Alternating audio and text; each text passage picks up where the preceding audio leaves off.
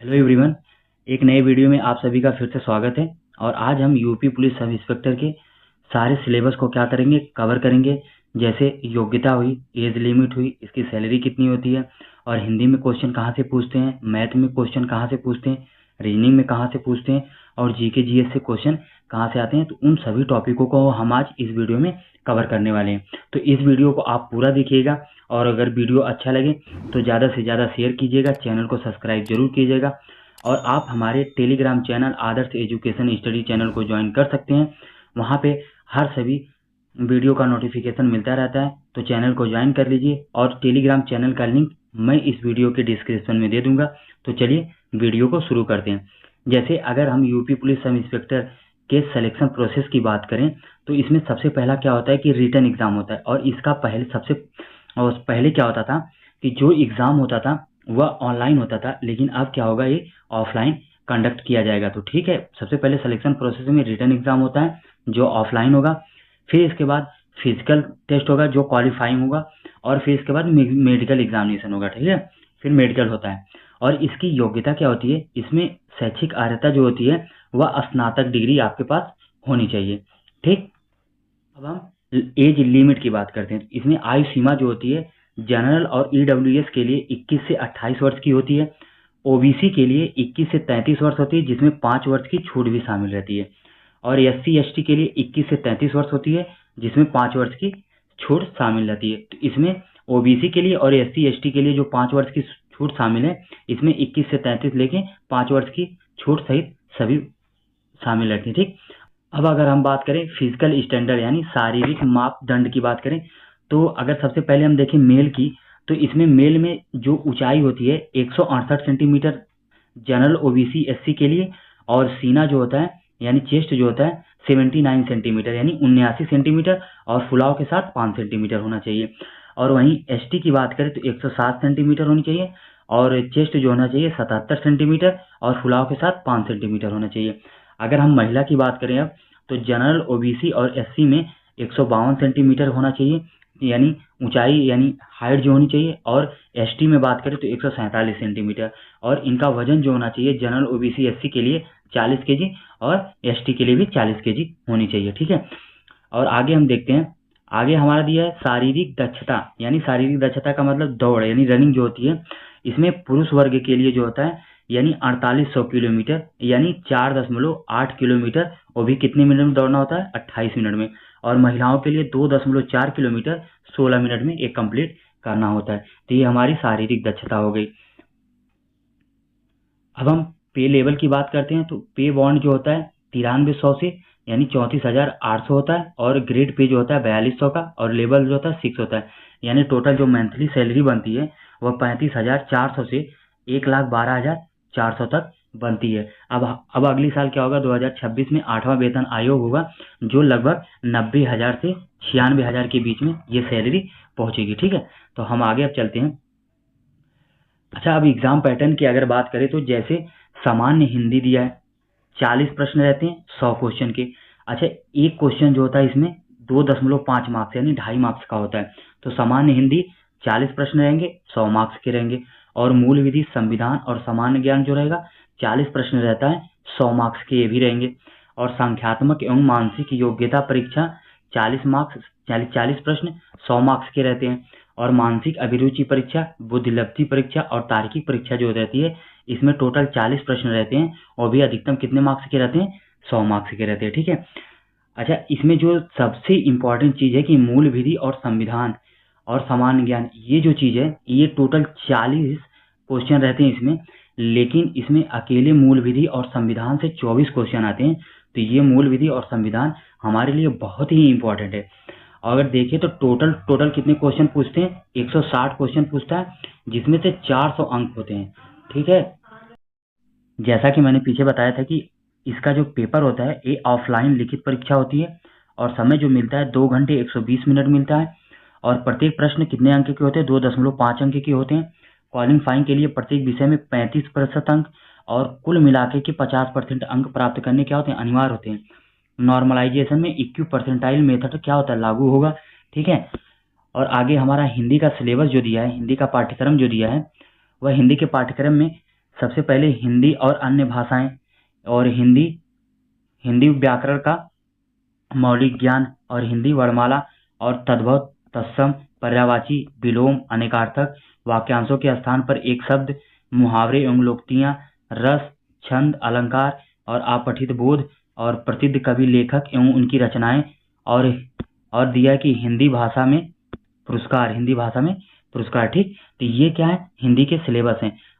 आगे सिलेबस में दिया हिंदी के विधि विविध में, जैसे समरूपी भिन्नार्थक शब्द और अशुद्ध वाक्यों को शुद्ध करना, और लिंग, वचन, कारक, सर्वनाम, विश्लेषण, क्रिया, काल, वाच्य और अव्यय, उपसर्ग, प्रत्यय, विराम चिन्ह और संधि समास। ये सब टोटल क्या है, हिंदी के सिलेबस है, जो यहाँ से हिंदी के क्वेश्चन बनते हैं यूपी पुलिस सब इंस्पेक्टर में। ठीक है,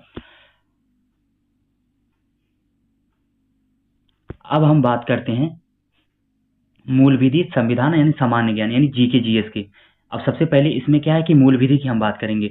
तो मूल विधि में भारतीय दंड विधान एवं दंड प्रक्रिया संहिता और महिलाओं, बच्चों, अनुसूचित जाति के सदस्यों आदि को संरक्षण देने संबंधी विधिक प्रावधान, साइबर अपराध, भारतीय नागरिक सुरक्षा संहिता, जनहित याचिका एवं महत्वपूर्ण न्यायिक निर्णय और राष्ट्रीय सुरक्षा अधिनियम, यातायात नियम, पर्यावरण संरक्षण, वन्य जीव संरक्षण, मानवाधिकार संरक्षण और सूचना का अधिकार अधिनियम, भ्रष्टाचार निवारक अधिनियम और आयकर अधिनियम। ठीक, ये हमारे मूल विधि के टॉपिक हैं जहां से क्वेश्चन बनते हैं। ठीक, अब हम यहाँ से संविधान देखेंगे। संविधान क्या है, संविधान की प्रस्तावना, भारत संघ एवं उसका राज्य क्षेत्र तथा राज्यों का पुनर्गठन, नागरिकता, मूल अधिकार, राज्य की नीति के निदेशक तत्व, मूल कर्तव्य और कार्यपालिका, न्यायपालिका, विधायिका, केंद्र राज्य संबंध, संघ राज्य क्षेत्र की शासन व्यवस्था, कुछ राज्यों के लिए विशेष उपबंध, आपात उपबंध, अनुसूचित एवं जनजातीय क्षेत्र, स्थानीय स्वशासन, भारत में निर्वाचन एवं मतदान व्यवहार। ये हमारे क्या है, संविधान के टॉपिक हैं जो संविधान से क्वेश्चन बनते हैं। ये टॉपिक काफी इंपॉर्टेंट है। तो मूल विधि और संविधान जो एक ऐसा टॉपिक है जीके जीएस में, ये 40 क्वेश्चन में से सीधा 24 क्वेश्चन केवल इन्हीं के रहते हैं, मूल विधि और संविधान के।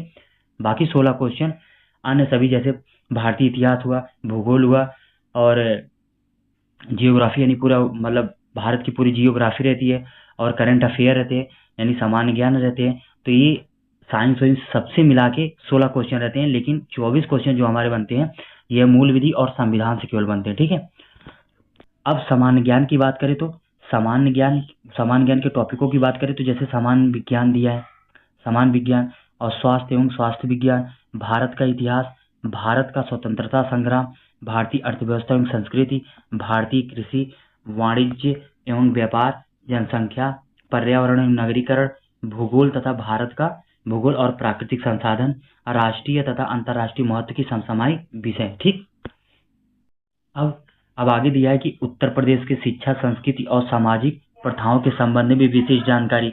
ये जो है उत्तर प्रदेश विशेष से क्वेश्चन बनते हैं। ठीक है, उत्तर प्रदेश में राजस्व, पुलिस व सामाजिक प्रशासनिक व्यवस्था, भारत और उसके पड़ोसी देशों के बीच संबंध, कंप्यूटर कौशल की आधारभूत जानकारी, सूचना एवं समाचार प्रौद्योगिकी का मौलिक आधारभूत ज्ञान, सोशल मीडिया कम्युनिकेशन। ठीक, ये हमारे मूल विधि और संविधान सामान्य ज्ञान के सिलेबस थे।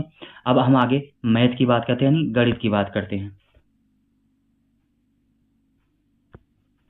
हमारा मैथ से जो क्वेश्चन बनेगा, ये संख्या पद्धति, सरलीकरण, लघुत्तम समापवर्तक एवं महत्तम समापवर्तक, प्रतिशतता, लाभ और हानि, छूट, साधारण ब्याज, चक्रवृद्धि ब्याज, अनुपात एवं समानुपात, साझेदारी, मिश्रण एवं अनुपात, समय और कार्य, काम और मजदूरी, समय, दूरी और रेलगाड़ी, नाव और धारा, औसत चाल, मेंसुरेशन, सारणी और ग्राफ का प्रयोग। ठीक,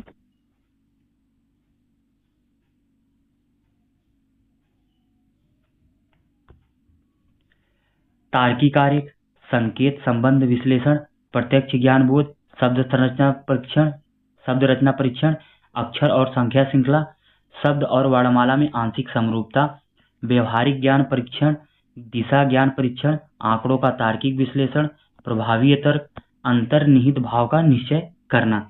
ये हमारे मैथ से सिलेबस से जो टॉपिक जो क्वेश्चन बनने के चांसेस रहते हैं। ठीक,